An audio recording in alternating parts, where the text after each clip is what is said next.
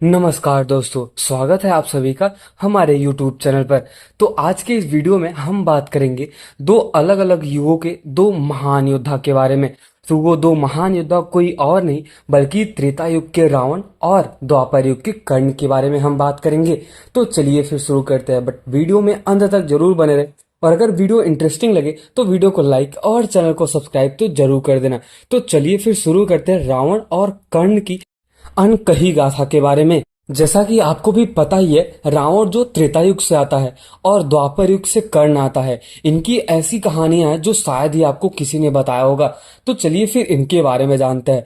कहानी एक ऐसे समय की है जब पृथ्वी पर दो सबसे अद्वितीय और शक्तिशाली योद्धा अस्तित्व में थे।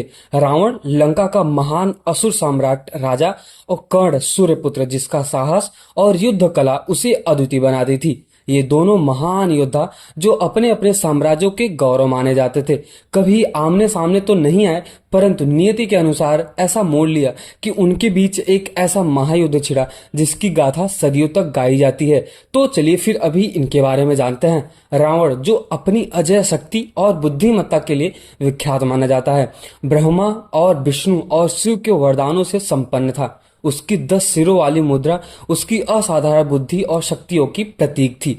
वहीं अगर हम बात करें कर्ण की, जो अर्जुन से भी श्रेष्ठ धनुर्धर कहा जाता है, मतलब श्रेष्ठ धनुर्धर है तो नहीं, बट मान सकते हैं कि अर्जुन का मुकाबला तो कर्ण कर सकता है आराम से। अपने कुंडल और कवच के साथ अपराजेय था। अगर वहीं हम बात करें, वह सूर्यदेव का पुत्र भी था और उसकी उदारता और वीरता ने उन्हें महान बना दिया था। यह युद्ध किसी सामान्य कारण से नहीं हुआ था। रावण को यह ज्ञात था कि धरती पर एक योद्धा कर्ण नामक है जो उसकी शक्ति को चुनौती देने योग्य है। रावण का अहंकार इसे सहन नहीं कर सका। उसे यह जानना था कि क्या कोई योद्धा वास्तव में उसे टक्कर दे सकता है। रावण ने कर्ण को आमंत्रित किया, लेकिन कर्ण ने इसे चुनौती के रूप में लिया। दो महान आत्माएं जो ब्रह्मांड की शक्ति को चुनौती दे सकती हैं, एक दूसरे के सामने आमने आने लगे। अब हम बात करते हैं रणभूमि का रहस्य। समुद्र तट पर स्थित एक विशाल मैदान में दोनों योद्धा मिलते हैं। चारों दिशाओं में सन्नाटा छा जाता है। अब ऐसा कहा जाता है कि आकाश में बादल गिरने लगते हैं, जैसे कि प्रकृति भी इस महायुद्ध का गवाह बनना चाहती है। रावण के पास अपनी दिव्य शक्तियां और बल थे, अनेकों बल थे, महान शक्तिशाली महान इंसान था। जबकि कर्ण की बात करें तो उसके पास जन्मजात हथियार कवच और कुंडल की बात हो रही है यहाँ पे।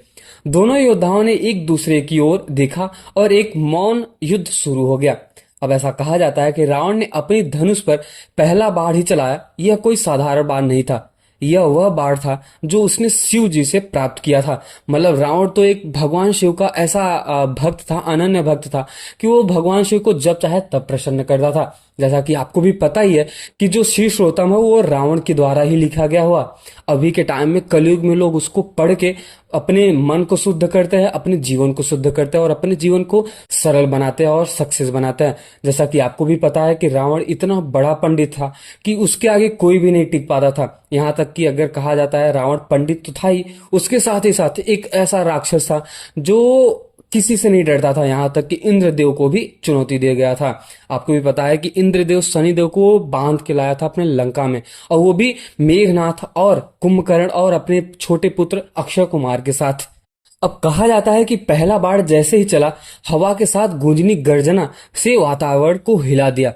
कर्ण ने तुरंत अपना ब्रह्मास्त्र निकाला जिसे उसने परशुराम से सीखा था। दोनों बाण आपस में टकराए और एक ऐसी ऊर्जा उत्पन्न हुई जिसने पूरे मैदान को रोशनी से भर दिया। अब हम बात करते हैं, जब ये दोनों भयंकर और भीषण युद्ध हो रहा था, इसके बारे में, इसकी कितनी गहराइयां थी। मतलब जब युद्ध हो रहा था तो ऐसा क्या क्या हुआ उसके बारे में समझते हैं। रावण ने अपनी शक्ति बढ़ाते हुए अपनी 10 भुजाओं के साथ एक साथ कई दिव्यास्त्रों का प्रहार किया। कर्ण वही जो कभी किसी के सामने नहीं झुका था, अपनी अद्भुत युद्ध कला से उन सभी प्रहारों को विफल कर रहा था। उसका कवच और कुंडल वार को नष्ट कर रहा था। दोनों योद्धाओं के बीच एक ऐसा संग्राम छिड़ा जिसमें कोई थमथा ही नहीं दिख रहा था। लेकिन युद्ध भूमि में ऐसा माना जाता है कि रावण के पास एक अद्वितीय शक्तियां थी। उसका पुत्र अक्षय कुमार जो युद्ध भूमि में आ चुका था। अब अक्षय कुमार के बारे में थोड़ा सा हम समझ लेते हैं। अक्षय कुमार एक ऐसा योद्धा था, मतलब रावण का छोटा पुत्र था और बहुत ही महान शक्तिशाली योद्धा था। अब रावण का पुत्र अक्षय कुमार भी युद्ध में जब शामिल हुआ, उसने कर्ण पर अपने दिव्यास्त्र से प्रहार किया, जिसने कर्ण को कुछ पल के लिए एक विचलित होना पड़ा। कर्ण ने अक्षय कुमार को चुनौती दी, लेकिन रावण के बेटे अक्षय कुमार ने भी अपने प्रहार में ऐसा भयंकर सा तीव्र बाण चलाया, जिससे कर्ण को एक तरह से देखा जाए तो धराशायी जैसा हो गया। अक्षय कुमार की वीरता ने कर्ण को झुका भी दिया, लेकिन कर्ण ने अपनी सारी शक्तियां एकत्रित कर उसे पराजित कर दिया। अब कहा जाता है कि रामायण में अक्षय कुमार एक ऐसा महान योद्धा था जिसको हनुमान जी ने मारा था। जब हनुमान जी गए थे माता सीता की खोज करने के लिए, और वहां पे उन्होंने देखा कि अक्षय कुमार आके रावण हनुमान जी को परेशान कर रहा है, वो भी रावण के द्वारा भेजे गया छोटे पुत्र को। तब वहां पे हनुमान जी को जब क्रोध आया तो हनुमान जी ने अक्षय कुमार को उसको वहीं निपटा दिया था।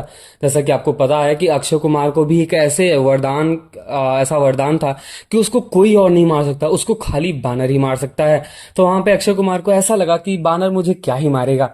ब्रह्मा जी से उन्होंने ऐसा बोला कि ठीक है, मुझे आप यही वरदान दे दो, और मुझे अमरता की वरदान दे दो। तब वहां पे ब्रह्मा जी ने कहा कि मैं तुम्हें अमर का वरदान तो दे रहा हूं, लेकिन अमरता के वरदान के साथ ही साथ मैं इसमें एक त्रुटि भी रखता हूं। अगर तुम्हें कोई भी बानर मारने आएगा तो तुम्हारी मृत्यु हो सकती है। तब वहां पे जाके रामायण में पता चलता है कि जो रावण का छोटा बेटा होता है अक्षय कुमार, उसको हनुमान जी ने मार गिराया और उसकी मृत्यु भी हो गई। तब वहां पे जाके रावण का जो गुस्सा है, रावण का गुस्सा हनुमान जी के पूंछ पे आता है और हनुमान जी पूरी लंका को जलाकर राख कर देते हैं। अब यहाँ पे अगर हम बात करें, जब सूर्यपुत्र कर्ण ने अक्षय कुमार को हरा दिया, कहा जाता है कि अक्षय कुमार जो था वो उतना शक्तिशाली नहीं था जितना कर्ण था। उसकी युद्ध कला अद्भुत थी। कर्ण ने उसे रोकने के लिए असंभव प्रयास किए, लेकिन रावण की योजना गहरी थी। अक्षय कुमार केवल कर्ण का ध्यान भटका रहा था ताकि रावण अपनी अगली चाल चल सके। अब हम बात करते हैं रावण की जो चाल थी, मतलब जब कभी वो युद्ध भूमि में जाता था तो उसकी क्या रणनीति होती थी उसके बारे में समझते हैं।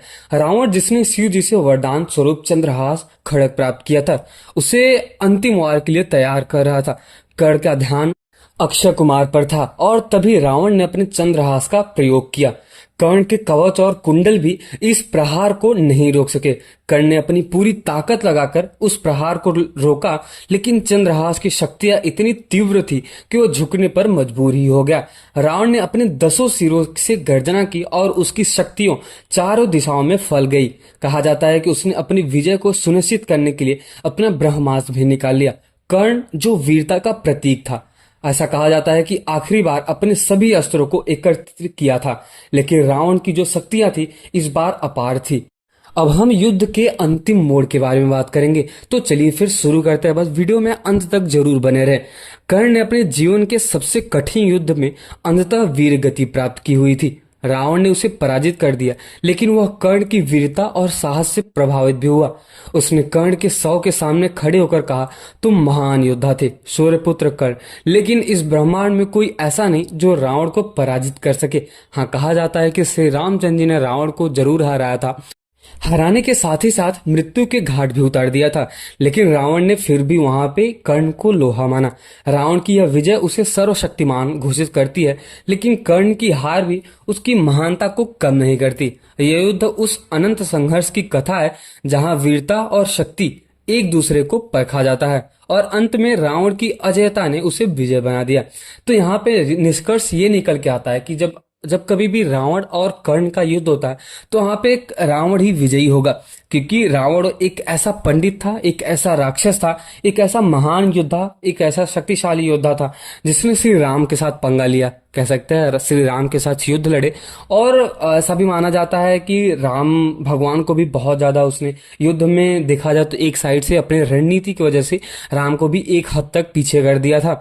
रावण का जो पुत्र था, सबसे बड़ा पुत्र मेघनाथ, आपको उसके बारे में तो पता ही होगा, उसकी शक्तियां, उसकी महानतम, और जो उसने इंद्र को अपने घर में कैद कर लिया था उसके बारे में। तो ये थी रावण और मेघनाथ की अनंत कहानी के बारे में और कथा के बारे में, जो शायद ही आपको कोई बताया होगा और जो शायद ही आपको कहीं मिलेगा। तो अगर आपको ये वीडियो इंटरेस्टिंग लगा हो और वीडियो अगर आपको पसंद आई हो तो वीडियो को लाइक जरूर कर देना और चैनल को सब्सक्राइब जरूर कर देना। और हाँ, अगर इंटरेस्टिंग लगी तो अपने दोस्तों को जरूर शेयर करें और एक बार कमेंट सेक्शन में जय श्री राम और जय श्री कृष्ण तो जरूर लिख के जाना। तब तक के लिए वीडियो देखते रहे, मिलते हैं किसी और वीडियो में धमाकेदार वीडियो के साथ।